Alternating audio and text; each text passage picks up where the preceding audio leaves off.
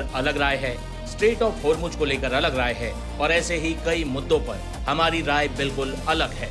हम अपने मुद्दों पर पूरी तरह कायम हैं। निश्चित तौर पर किसी भी वार्ता का लक्ष्य ये होता है कि दोनों पक्ष एक बुनियादी समझदारी तक पहुंचे, लेकिन हमारे लिए जो मुख्य बात रही है वो है अमेरिका पर भरोसे की कमी, जिसका मैं पहले भी जिक्र कर चुका हूं। हमारी एक गुडविल रही है, हम शांति चाहते हैं, लेकिन ऐसी शांति जो असल में कायम रहे लंबे वक्त तक और दोबारा ऐसी चीजें ना हो। लेकिन जैसा कि मैंने पहले भी कहा, अमेरिका से वार्ता को लेकर एक कहावत याद आती है कि अगर आप एक धागा हाथों से बांध सकते हैं तो फिर वहां अपने दांतों का इस्तेमाल ना करें। अमेरिका इजराइल की तरफ से जो सीज फायर हुआ था वो वैसे भी अधूरा सीज फायर था। हम पहले भी कह चुके हैं कि अगर वो सीज फायर को नहीं मानेंगे तो हम भी सीज फायर को नहीं मानेंगे।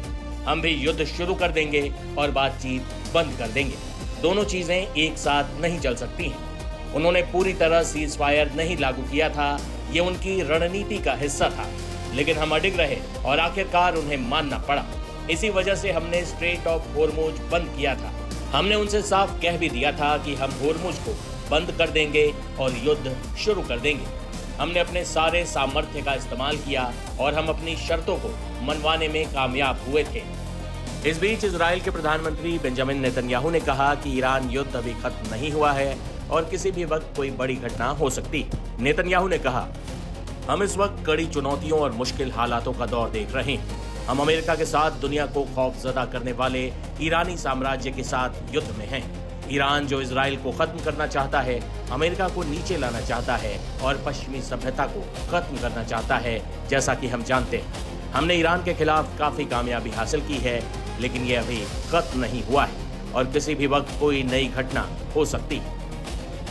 वही समुद्र में ईरान और अमेरिका के बीच अब युद्ध जैसे हालात दोबारा बन गए हैं। जाते जाते आपको अमेरिकी सेना द्वारा जारी इस वीडियो के साथ छोड़े जाते हैं, जिसमें अमेरिकी नौसैनिक ईरानी जहाज पर कब्जा कर रहे हैं।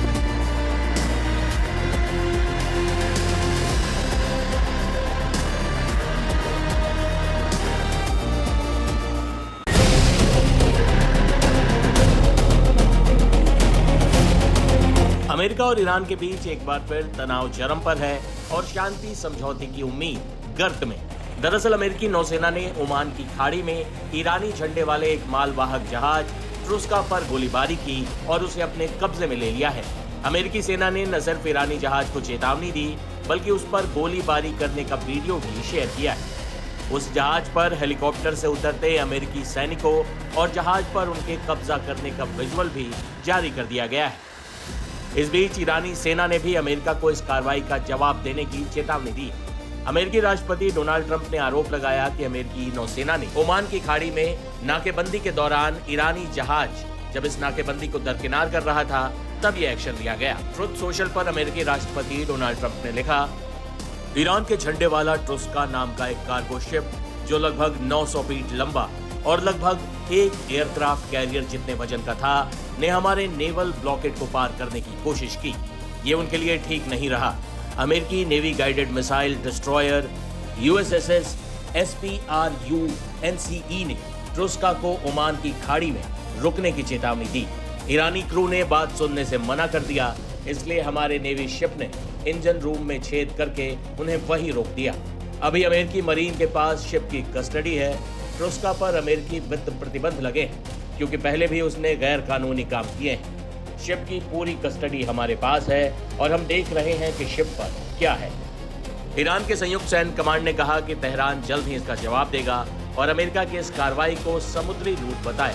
ईरानी मीडिया के मुताबिक ओमान सागर में एक ईरानी जहाज पर हमले के बाद अमेरिकी युद्धपोतों की ओर ड्रोन लॉन्च किए हैं। वही आज इस्लामाबाद में ईरान और अमेरिका के बीच दूसरे दौर की वार्ता होनी थी।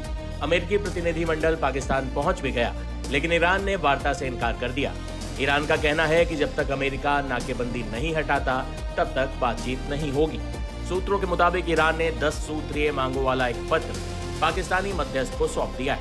वही ईरान के मुख्य वार्ताकार संसद के स्पीकर मोहम्मद बाघेर कालिबाफ ने कहा, अब भी कई ऐसे मुद्दे हैं जिन पर हमारी अलग अलग राय है। उनकी परमाणु क्षेत्र को लेकर